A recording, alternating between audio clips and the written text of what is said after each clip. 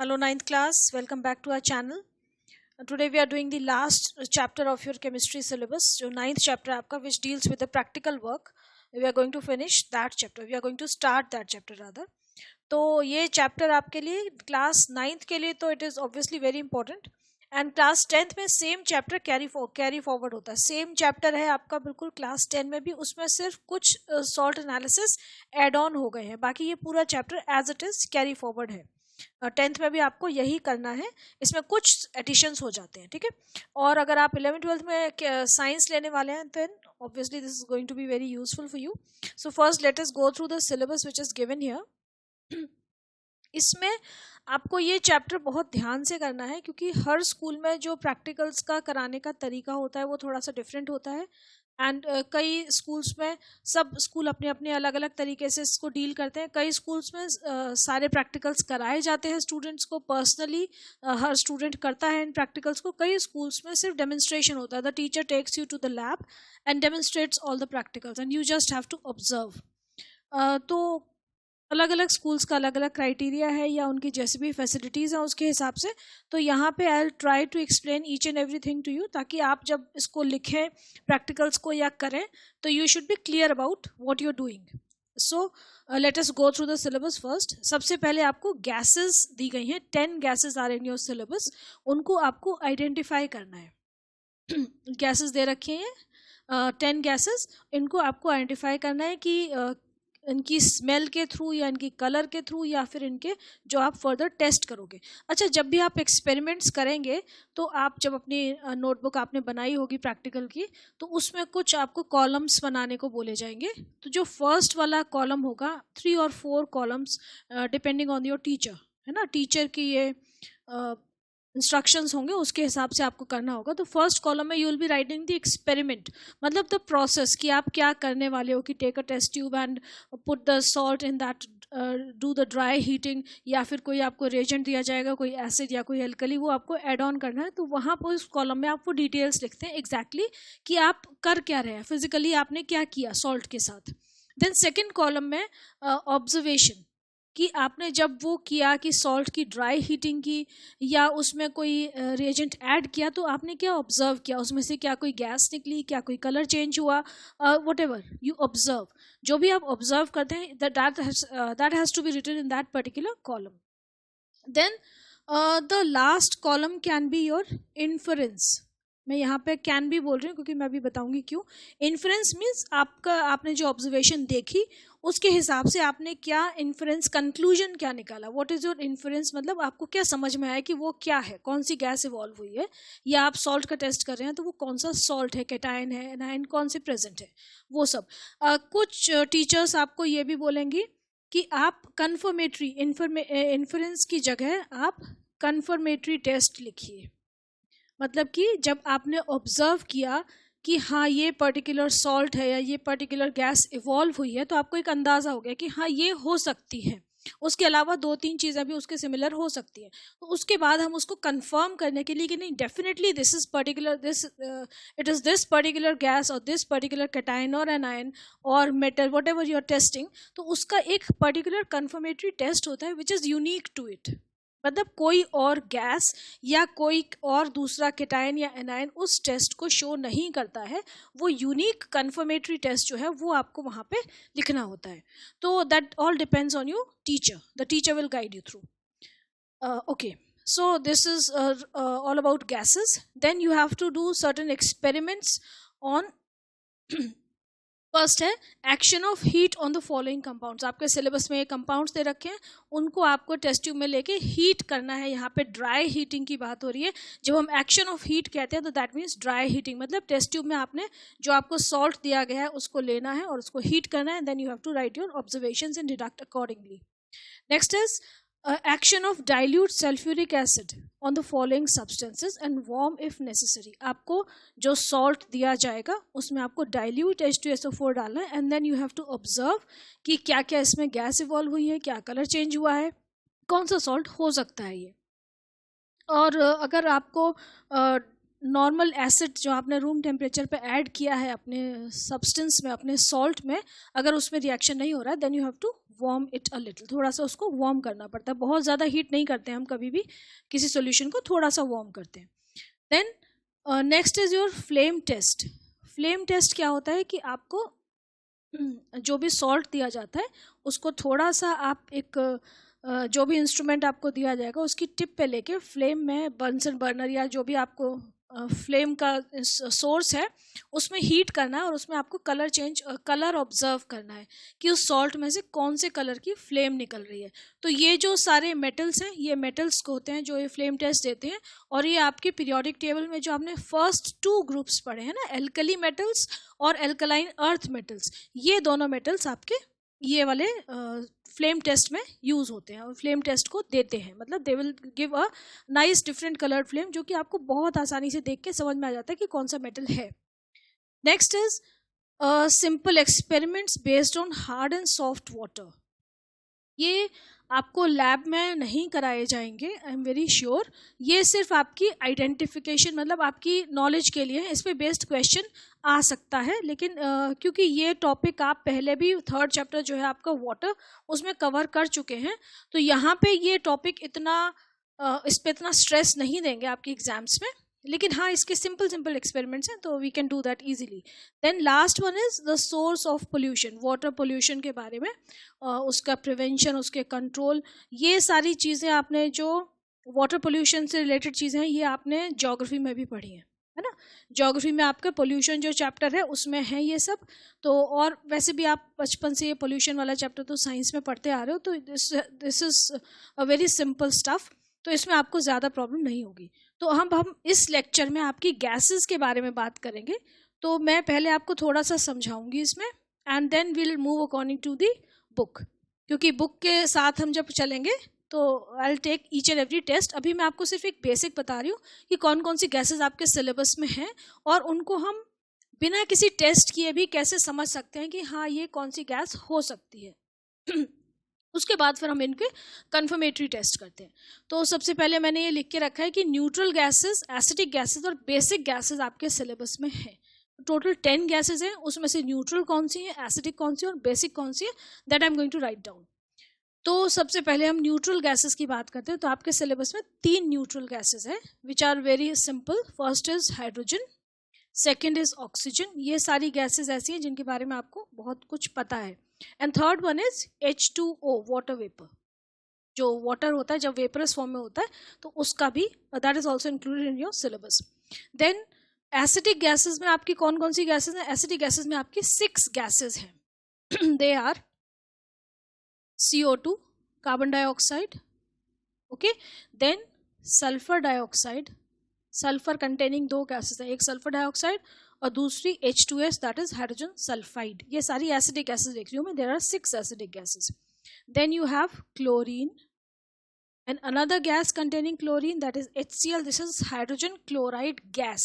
It is not hydrochloric acid, it is, this HCl is present in gaseous form, so it is a gas. And last is nitrogen dioxide. तो ये 6 acidic gases आपके syllabus में है। अभी हम इनकी बात करेंगे कि इनके ओडर क्या है, कलर क्या है, ठीक है। एंड बेसिक गैस में आपका there is only 1 gas in your syllabus, that is ammonia. Only 1 basic gas is in your syllabus. अच्छा, one more thing I just remembered कि मैं आपको जो भी यहाँ पे टेस्ट बता रही हूँ, बहुत सिंपल से टेस्ट बताऊंगी, तो लेकिन वो जो है वो आपके 9th क्लास के सिलेबस के हिसाब से मैं बता रही हूँ, क्योंकि यहाँ पे यही गैसेस हैं आपके सिलेबस में। तो मैं इनको डिफ्रेंशिएट करने के लिए जो भी चीज़ें बता रही हूँ वो आप ये मत सोचिए कि यही दुनिया है, मतलब इसके आगे कुछ नहीं है, ऐसा नहीं है। और भी बहुत सारे टेस्ट होते हैं, लेकिन I am just pertaining to your 9th class syllabus, I am not expanding to any other class, ठीक है। तो ये 9th और 10th के हिसाब से मैं आपको पढ़ा रही हूँ, क्योंकि कुछ स्टूडेंट्स को ऐसा लग सकता है कि हाँ ये भी होता है, ये भी होता है, बहुत कुछ होता है। तो आप लोग क्योंकि वीडियो में जब कमेंट करके बताते हैं तो उससे मुझे आइडिया होता है, जब मैं कोई चीज़ पढ़ा रही हूँ तो मैं उसको उसी क्लास के हिसाब से पढ़ा रही हूँ, है ना। I am not going further into details, क्योंकि स्टूडेंट्स, अच्छा दूसरी चीज़, I will be explaining everything in detail. अगर आपको लग रहा है कि ज़्यादा डिटेल है तो आप वीडियो को स्किप करके देख लीजिए, क्योंकि जो वीडियो है हम उस तरीके से बना रहे हैं कि जो बच्चा है हर तरीके के स्टूडेंट को समझ में आना चाहिए, है ना. So that is very crucial. तो जिस बच्चे को ऐसा लग रहा है कि दिस इज़ टू डिटेल तो आप स्किप कर लीजिए, नो प्रॉब्लम. वो ऑप्शन तो आपके पास है ही. Okay, now first of all I am talking about the colour of gases. कि अभी आपको ये आपने कोई सॉल्ट लिया है, उसकी ड्राई हीटिंग कर रहे हैं, या जो भी आपको रिएजेंट बोला गया है ऐड ऑन करने को, आप जब एक्सपेरिमेंट करते हैं you have to follow the instructions which have been given to you by your teacher. जो भी आपका वहाँ पे इंस्ट्रक्टर है लैब में, आप वो इंस्ट्रक्शंस स्ट्रिक्टली फॉलो करिए, और उसके हिसाब से आपको बहुत अंदाज़ा हो जाता है कि सॉल्ट क्या है या कौन सी गैस निकलने वाली है. तो जो सॉल्ट आपको दिया जाएगा, आपको या बोला जाएगा कि उसको या तो ड्राई हीटिंग करनी है या उसमें कोई चीज़ ऐड करके हीट करना है. तो अगर जब गैस इवॉल्व होनी शुरू हो गई, ठीक है, अब जब गैस इवॉल्व हो रही है तो आपको सबसे पहले उसकी कलर और स्मेल नोट करनी है, ठीक है. And it has to be very fast. आपके दिमाग में ये चीज़ होनी चाहिए कि हाँ मुझे फटाफट ये करना है, क्योंकि आपको बहुत कम सॉल्ट देते हैं और जो गैस इवॉल्व होती है वो बहुत जल्दी इवॉल्व होके टेस्ट पूरा ओवर हो जाता है. मतलब जब तक आप समझो, इधर उधर बात करो, तब तक वो गैस आपकी फिनिश हो जाती है. उतने से सॉल्ट में वो ज़रा सी गैस निकलती है, इट इज़ ओवर. तो फिर आपका टेस्ट नहीं आता है, तो दिक्कत होती है. तो उस समय आप अपने टेस्ट पे ध्यान करिए. तो first of all I am talking about the colours of the gases. तो H2 जो है ये कलरलेस गैस है. Most of the gases are colourless. आपके सिलेबस में ये जो 10 गैसेस हैं, इनमें से 8 of them are colourless, only 2 are coloured. 2 जो हैं वो कलर शो करती हैं, बाकी सारी कलरलेस हैं. तो H2, O2, H2O तीनों कलरलेस हैं. अब हम एसिडिक गैसेस पे जाएं तो CO2 भी कलरलेस है. अब ये जो SO2 है ये भी कलरलेस है. H2S भी कलरलेस है. Cl2 जो है ये हल्का सा ग्रीनिश येलो टिंट शो करती है. It is not colourless, it is greenish yellow in colour. लेकिन ये जो कलर होता है वो बहुत फेंट सा होता है, तो आपको बहुत ध्यान रखना पड़ेगा जैसी गैस इवॉल्व हो रही है उसके कलर के बारे में, ठीक है. HCl is a colourless gas. HCl में कोई कलर नहीं होता है. और जो NO2 है ये हमारी ब्राउन कलर की फ्यूम्स देती है. Nitrogen dioxide is brownish fumes release होंगी, तो आपको समझ में आ जाएगा कि नाइट्रोजन डाइऑक्साइड है, यूनिक है बिल्कुल, ठीक है. Ammonia is again a colourless gas. Ammonia में कोई कलर नहीं होता है. अब हम बात करते हैं इनकी, तो ये कलर्स हो गए. अब हम बात करते हैं इनकी ओडर की. तो ओडर क्या क्या हो सकता है इसमें, देखो H2, O2, H2O तीनों जो गैसेस हैं इनमें कोई ओडर नहीं होता है, नो स्मेल. तो आप यहाँ पे लिख सकते हैं कि दे आर ओडरलेस गैसेस. इनमें कोई भी स्मेल नहीं होती है. अभी मैं आपको आगे ये बताऊंगी कि आपको कौन कौन सी गैसेस कलरलेस ओडरलेस हैं तो कौन सी हो सकती है. मतलब बहुत आसानी से आप सारी चीज़ें आइडेंटिफाई कर सकते हैं.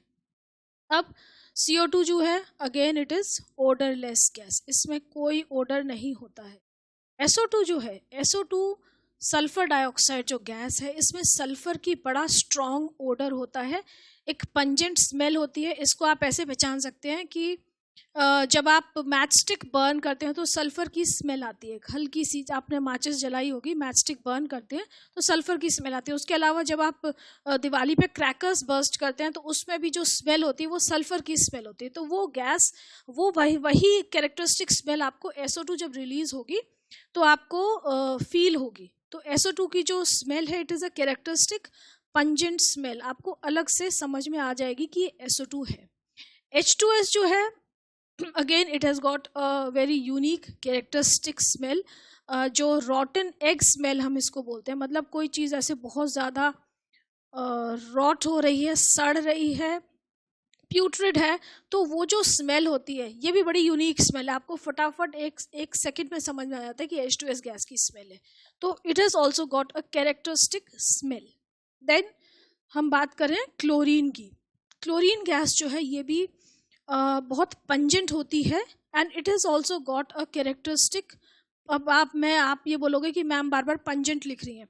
पंजेंट स्मेल क्या होती है कि ऐसी स्मेल जो आपके नॉस्ट्रल्स की लाइनिंग को एकदम अफेक्ट करती है. जैसे कि कोई एकदम बहुत हम टिगलिंग से चीज़ को स्मेल कर ले तो हमारी जो नेज़ल लाइनिंग है, जो मेम्ब्रेन है नेज़ल लाइनिंग की, वो बहुत जल्दी अफेक्ट होती है और कई बार इतने ज़्यादा वो शार्प स्मेल होती है, पंजेंट स्मेल होती है कि आपकी आंखों से पानी आने लगता है, योर आईज टीयर, है ना, वाटरिंग हो जाता है आईज में, तो that is known as a pungent smell, जो बहुत शार्प हो और यूनिक होता है। सारी गैसेस की एक यूनिक स्मेल है।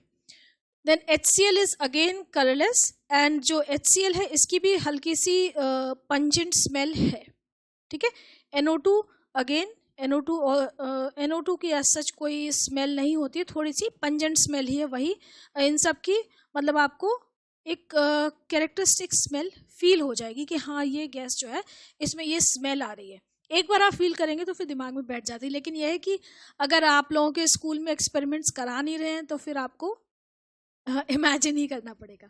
Okay, last is your NH3 ammonia gas. This is colorless basic gas, the only basic gas which we have in our 9th class syllabus. Ammonia की जो स्मेल होती है, again it is a unique smell, hair colour में use होते हैं। Hair colour की जो smell होती है वो अजीब सी जो स्मेल है वो अमोनिया की वजह से होती है। उसके अलावा यूरिन का एक बहुत इम्पॉर्टेंट कंपोनेंट होता है यूरिया, है ना। तो जब यूरिन कहीं पे पड़ा रहता है, when we don't wash it out, specially in public urinals, तो वो यूरिया जो है वो डिसइंटीग्रेट हो जाता है अमोनिया में, तो अमोनिया रिलीज होती है। तो अमोनिया जो वो स्मेल है, जो यूरिन की जो स्मेल आती है, that is because of ammonia. तो अमोनिया की स्मेल भी आप बहुत आसानी से आइडेंटिफाई कर सकते हैं because it is also very unique. तो ये सारी जो अब जैसे ही ये सारी स्मेल्स और ये कलर आपको नज़र आएंगे तो आपको समझ में आ जाएगा कि ये वाली गैस हो सकती है। अभी हम इनको और फर्दर और क्राइटेरिया में डिफ्रेंशिएट करेंगे कि और कैसे हम इसको आइडेंटिफाई कर सकते हैं। अब दूसरी चीज़ होती है कि न्यूट्रल, एसिडिक और बेसिक मैंने लिखा हुआ है, तो हम पता कैसे चलाएंगे, हमें कैसे पता चलेगा कि ये पर्टिकुलर गैस एसिडिक है या बेसिक है या न्यूट्रल है।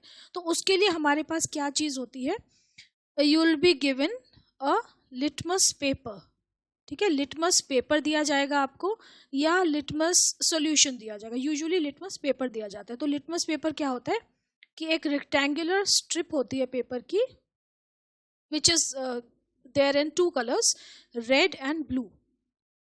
रेड और ब्लू लिटमस 2 आपको पेपर दिए जाएंगे, ठीक है। लिटमस सॉल्यूशन भी होता है, लेकिन लिटमस सॉल्यूशन यूजुअली लैब्स में नहीं देते, पेपर ही देते हैं। ऐसी स्ट्रिप होगी, एक रेक्टेंगुलर स्ट्रिप लंबी सी, उसको आपको दिया जाएगा। तो लिटमस पेपर क्या है, न्यूट्रल गैसेस जो होती हैं they have no effect on litmus paper, उनमें लिटमस पेपर में कोई इफेक्ट नहीं होगा।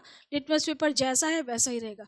जब आप गैस को टेस्ट कर रहे हैं, एक और चीज़, जब आप गैस को टेस्ट कर रहे हैं तो आप ये रेड और ब्लू दोनों लिटमस पेपर अपने हाथ में रखिएगा और जैसे ही गैस इवॉल्व होनी शुरू, उसके टेस्ट ट्यूब के माउथ पे दोनों टर्न करके, फ्लिप करके लगा दीजिए, क्योंकि गैस बहुत जल्दी खत्म हो जाती है, बहुत थोड़ी सी गैस निकलती है and finishes of very quickly. तो जब तक आप ये सब करेंगे तब तक वो खत्म ही हो जाती है। तो फटाफट लिटमस टेस्ट करिए। तो अगर वो कलर चेंज नहीं हो रहा है, दैट मीन्स न्यूट्रल हैं वो गैसेस। तो न्यूट्रल गैसेस आपके सिलेबस में 3 ही हैं, hydrogen, oxygen and water vapour. तो इन तीनों में से कोई आपको क्लियर हो जाएगा। अगर वो रेड लिटमस जो है ब्लू हो गया, मतलब रेड लिटमस आपने रेड और ब्लू दोनों इंट्रोड्यूस किया उस गैस में, और रेड लिटमस तो जब वो ब्लू हो गया और रेड जो है वो वैसे की वैसा ही रहा, तो वो गैस जो है वो बेसिक है। बेसिक गैस भी आपके एक ही है सिलेबस में, रेड टू ब्लू अगर हो जाएगा तो वो बेसिक गैस होगी, ठीक है। बेसिक गैस आपके सिलेबस में सिर्फ एक है, दैट इज अमोनिया, तो अमोनिया होगी। अगर वो लिटमस पेपर आपका ब्लू टू रेड हो जाता है, ठीक है, ब्लू टू रेड हो गया जब आपने इंट्रोड्यूस किया, तो इसका मतलब वो जो गैस है वो एसिडिक है। एसिडिक गैसेस आपके सिलेबस में 6 हैं, तो ये आपको ध्यान रखना है। इसमें भी अब आगे जब हम इनको पढ़ेंगे तो हमें पढ़ेंगे कि कौन सी गैस है उसमें बिल्कुल हल्की, क्योंकि वो ज़्यादा एसिडिक नहीं है तो लिटमस पेपर पिंकिश होता है, पूरा रेड नहीं होता है। फिर कुछ ऐसी गैसेस हैं जिनमें कि लिटमस पेपर पहले कलर चेंज करता है, फिर वो ब्लीच हो जाता है, मतलब डीकलराइज हो जाता है, तो वो कौन सी गैस है। तो ये सारी चीज़ें भी आपको बहुत अभी मैं पढ़ाऊँगी, तो ये सब भी आपको बहुत आसानी देंगी, आपको फैसिलिटेट करेंगे इन आइडेंटिफाइंग दोज गैसेस। तो अभी हम थोड़ा सा आगे और चलते हैं इसके, है ना। अभी मैं आपको कुछ और पॉइंट्स बताती हूँ जिनके हिसाब से आप इन गैसेस में से भी सेग्रीगेट कर सकते हैं कि अगर ये होगा तो ये गैसेस हैं, ये है तो ये है, दैट वे, ठीक है। एंड इसके बाद फिर मैं आपको एक एक पर्टिकुलर गैस लेके उसके कन्फर्मेटरी टेस्ट कराऊंगी, ठीक है। तो अब स्टार्ट करते हैं। ये अगर आपकी गैस कैसी है, अब हम दूसरी तरीके से पढ़ रहे हैं कि अगर हमने किसी सब्सटेंस को हीट किया और उसमें से गैस इवॉल्व हुई है और वो कैसी है, कलरलेस है और ओडरलेस है। अब आपने अभी ये सारी गैसेस पढ़ी थी, अब आप मुझे बता सकते हैं कि वो गैस कौन सी हो सकती है जो कि कलरलेस और ओडरलेस है। तो कौन कौन सी गैसेस हो सकती हैं? सबसे पहले कौन सी? Hydrogen, then oxygen, then water vapour भी हो सकता है, या फिर जो हमारी फोर्थ गैस थी, first acidic gas, that is CO2। इन चार गैसेस में से कोई भी हो सकती है कलरलेस और ओडरलेस।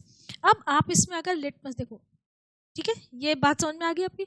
अब ये चार गैसेस हो सकती हैं, मैं आपको बिल्कुल बेसिक बता रही हूँ, इसके बाद में डिटेल में जाऊंगी, मतलब ये आपको देखते ही पता चल जाए जो वो चीज़ बता रही हूँ मैं आपको, ठीक है। तो ये कलरलेस और ओडरलेस गैस हो सकती हैं। अब इसमें अगर हमें फाइंड आउट करना है, आपको देखो H2O2 H2O याद रहेगा कि ये सारी न्यूट्रल है।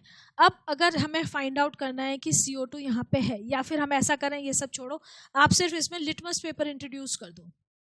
तो अगर लिटमस पेपर इंट्रोड्यूस किया तो जो ये तीन गैसेज हैं वो क्या करेंगी, कोई रिएक्शन नहीं देंगी, है ना। They will not have any colour change, they will not show any color change toward the litmus paper will not have any color change, they will not cause any color change in the litmus paper। ये correct sentence है, ठीक है। They will have no effect on the litmus paper.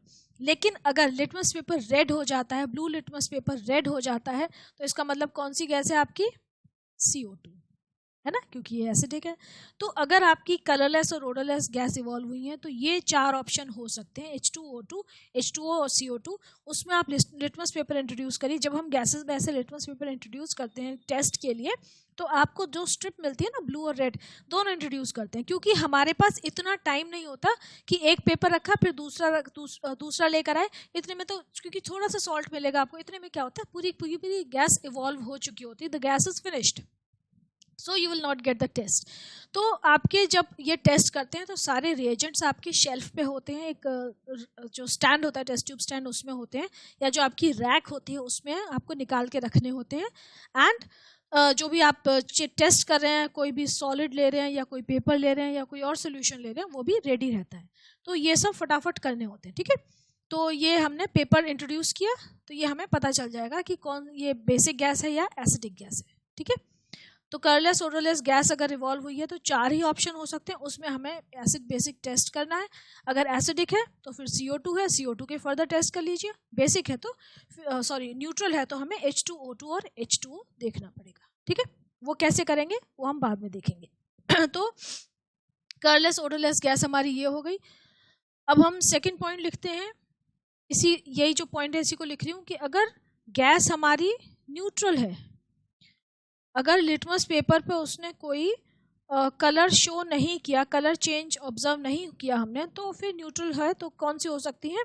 H2 हो सकती है, O2 हो सकती है, या वाटर वेपर हो सकता है। तीनों में से कोई भी ऑप्शन हो सकता है। इसके बाद हमने बहुत डिस्कस कर लिया। अब हम थर्ड पॉइंट पे चलते हैं, ठीक है। थर्ड पॉइंट क्या है मेरा, कि अगर ये गैसेस हो गई हैं, ठीक है।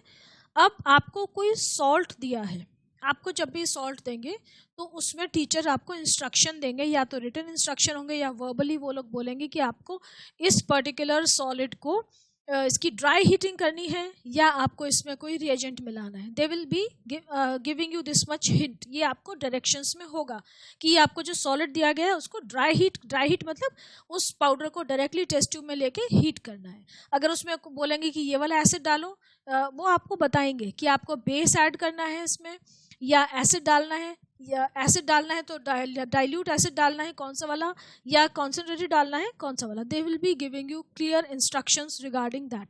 तो उसी इंस्ट्रक्शन के बेसिस पे हमें जज करना है कि हमारी कौन सी गैस हो सकती है, ठीक है। तो अगर आपको ड्राई हीटिंग करने को बोला गया है, if you have been asked कि आपका जो सॉल्ट है, जो आपको सॉल्ट सैंपल दिया गया है, उसकी आप ड्राई हीटिंग करिए, तो ड्राई हीटिंग में कौन कौन से सॉल्ट्स हो सकते हैं या कौन सी गैसेस हो सकती हैं वो मैं आपको बता रही हूँ। तो ड्राई हीटिंग के लिए हम कौन से लेते हैं, या तो ऑक्सीजन होगी हमारी, ऑक्सीजन के लिए आपको कोई ऑक्साइड का सॉल्ट, कोई ऑक्साइड देंगे, ठीक है, जिसमें कि ऑक्सीजन इवॉल्व होगी, या फिर ड्राई हीटिंग में CO2 रिलीज हो सकती है, तो इसका मतलब आपको कोई कार्बोनेट दिया गया है, ठीक है, कार्बोनेट दिया गया है जिससे कि CO2 रिलीज होगी। इसके अलावा ड्राई हीटिंग के लिए आपको नाइट्रेट देंगे, मतलब जो सॉल्ट दे रहे हैं उनमें उनके ऑप्शन बता रही हूँ कि ड्राई हीटिंग के लिए बोला गया है तो ये पर्टिकुलर 4 सॉल्ट हो सकते हैं। ऑक्साइड हो सकता है तो ऑक्सीजन गैस का टेस्ट करिए, कार्बोनेट हो सकता है तो CO2 का टेस्ट, नाइट्रेट है तो आपको NO2 का टेस्ट करना है। इसके अलावा क्या है कि आपको H2O का, वाटर वेपर का टेस्ट करना है, तो कोई हाइड्रेटेड सॉल्ट होगा, मतलब कि वो क्रिस्टल की फॉर्म में होगा। हाइड्रेटेड सॉल्ट जो होगा, आपको सॉल्ट 2 तरह से दिया जाएगा ना, या तो पाउडर होगा या क्रिस्टलाइन फॉर्म में होगा, छोटे छोटे क्रिस्टल्स होंगे, तो हाइड्रेटेड सॉल्ट जो है वो क्रिस्टल्स की फॉर्म में होगा। तो इसका मतलब जो वेपर रिलीज होगी, जो गैस रिलीज होगी, it will be water vapour. तो ड्राई हीटिंग जब आपको दी जाए तब आपको ये ध्यान रखना है कि ये 4 गैसेस हो सकती हैं, O2 हो सकती है, CO2 हो सकती है, NO2 हो सकती है, H2 हो सकता है। ये भी बड़ा सिंपल है।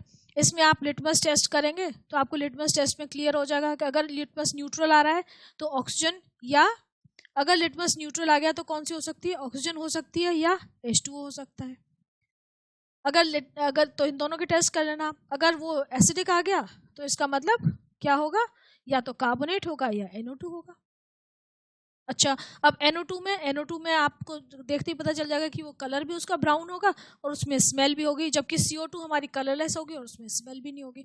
तो ऐसे आप ड्राई हीटिंग से ही आपको अंदाज़ा सब चीज़ों का लग जाएगा। आप अगर ध्यान से जो मैं बोल रही हूँ वो सुनो और आप उस चीज़ को प्रैक्टिस करो तो आपको सब अंदाज़ा लग जाएगा कि कौन सा सॉल्ट है, कौन सी गैस हो सकती है इसमें, ठीक है। फिर हम उसके कन्फर्मेटरी टेस्ट करते हैं। अभी मैं आपको सिर्फ ये थोड़ा थोड़ा आइडेंटिफिकेशन की ट्रिक्स बता रही हूँ, उसके बाद में इसकी कन्फर्मेटरी टेस्ट बताऊंगी आपको, ठीक है। तो अभी मैं ये थोड़ा थोड़ा ही बता रही हूँ। अब इसके बाद 4th पॉइंट जो मैं आपको बोल रही हूँ कि 4th पॉइंट कौन सा हो सकता है। अभी हमने कलरलेस ओडरलेस देख लिया, न्यूट्रल टू लिटमस देख लिया, ड्राई हीटिंग देख ली। अब हमें जो चौथा देखना है, चौथा पॉइंट ऑब्जर्व करना है, वो ये है कि आपको कौन सा रिएजेंट ऐड करने को बोला गया है। रिएजेंट टू बी एडेड, इस पे ध्यान देना है, क्योंकि ये चीज़ आपको टीचर आपकी बताने वाली है कि मुझे आपको ये वाला रिएजेंट ऐड करना है। तो उसमें देखो, आपको या तो 2 ही रिएजेंट ऐड करने को बोले जाएंगे, या तो एल्कली या एसिड, ठीक है। या तो आपको वो बोलेंगे कि एल्कली को ऐड करिए या बोलेंगे कि एसिड को ऐड करो। तो अगर एल्कली को ऐड करने को बोलेंगे तो सिर्फ हमारा एक ही सॉल्ट होगा, वो होगा अमोनिया का सॉल्ट होगा, कोई अमोनियम सॉल्ट होगा, और जो हमारी गैस हमें स्टडी करनी है वो है अमोनिया। सिंपल। अगर आपको एल्कली ऐड करने को बोला है तो फिर आपको ये ध्यान रखना है कि सिर्फ एक ही गैस है हमारी जो कि एल्कली के हिसाब से मैं आपके बार बार ये कह रही हूँ कि मैं ये सिर्फ 9th स्टैंडर्ड के सिलेबस के हिसाब से बता रही हूँ आपको, ठीक है। उसके आगे और भी बहुत कुछ होता है, लेकिन आपके सिलेबस में जो है हम उसकी बात कर रहे हैं। तो एल्कली ऐड करने को बोला है तो अमोनिया गैस होगी। अब अगर आपको एसिड ऐड करने को बोला है अब एसिड में भी आपको 2 ऑप्शन दे सकते हैं वो लोग, देंगे ही ऑब्वियसली, कि आपको कॉन्सेंट्रेटेड एसिड ऐड करना है या डाइल्यूट एसिड ऐड करना है। अगर कॉन्सेंट्रेटेड एसिड ऐड करना है तो क्या होगा, और डाइल्यूट एसिड ऐड करना है तो क्या होगा। देखो, अगर डाइल्यूट एसिड ऐड करने को बोलेंगे तो आपकी कौन कौन सी गैसेस हो सकती हैं, यहाँ लिख देती हूँ मैं। H2 हाइड्रोजन गैस हो सकती है, सल्फर डाइऑक्साइड हो सकती है, या फिर H2S हो सकती है। ये तीनों गैसेस जो हैं वो डाइल्यूट एसिड, डाइल्यूट HCl या डाइल्यूट H2SO4 ऐड करने को बोला जाए तो ये 3 गैसेस की पॉसिबिलिटी है। इसमें भी आपको नज़र आ जाएगा, अगर वो देखो कलरलेस ओडरलेस है तो हाइड्रोजन होगी, अगर उसमें स्मेल है, थोड़ी भी स्मेल है, सल्फर की स्मेल अलग, H2S की स्मेल अलग, दोनों आपको बहुत आसानी से आप डिस्टिंग्विश कर सकते हो। तो आपको समझ में आ जाएगा कि हाँ, ये जो है इन दोनों में से कोई गैस है, और फिर उनके फर्दर आप कन्फर्मेटरी टेस्ट करेंगे। तो ये बहुत ईजी है ना। और आप लिटमस से भी पता कर सकते हैं कि ये जो H2 है ये कैसी होगी, न्यूट्रल होगी, बाकी दोनों एसिडिक होंगी। तो ये सब चीज़ें दिमाग में रखोगे तो आपको बहुत आसानी से समझ में आ जाएगा, ठीक है। अब हमने डाइल्यूट एसिड ऐड करने को बोला है, तो हमारी 3 गैस हो सकती हैं, हाइड्रोजन हो सकती है, सल्फर डाइऑक्साइड हो सकती है, या हाइड्रोजन सल्फाइड हो सकती है। अगर कॉन्सेंट्रेटेड एसिड ऐड करने को बोला है तब भी 2 गैस होंगी। कौन कौन सी होंगी? या तो आपकी यहाँ पे हो सकती है क्लोरीन गैस हो सकती है, या फिर हो सकती है हाइड्रोजन क्लोराइड। ठीक है, अगर कॉन्सेंट्रेटेड बोला है तो क्लोरीन या हाइड्रोजन क्लोराइड दोनों में से कोई भी एक गैस हो सकती है। अब ये दोनों ही पंजेंट होती हैं, ये दोनों ही एसिडिक होती हैं, तो इनके अलग अलग कन्फर्मेटरी टेस्ट होते हैं, वो आपको करने होंगे। ठीक है, तो ये हमारे कुछ मैंने आपको बेसिक्स बता दिए हैं कि आपको अगर दिया जाए कुछ ऐसा आइडेंटिफाई करने को या वर्कआउट करने को कि हाँ कौन सी गैस है, तो आप ये सारे जो फंडामेंटल्स हैं उनको यूज़ करके अपना बहुत आसानी से समझ सकते हो कि कौन सी गैस है। अब हम इसके आगे चलते हैं, जो आपकी बुक में दे रखा है कि एक एक कन्फर्मेटरी टेस्ट वो हम करते जाते हैं। ठीक है, तब उससे आपको बिल्कुल कंफर्म हो जाएगा।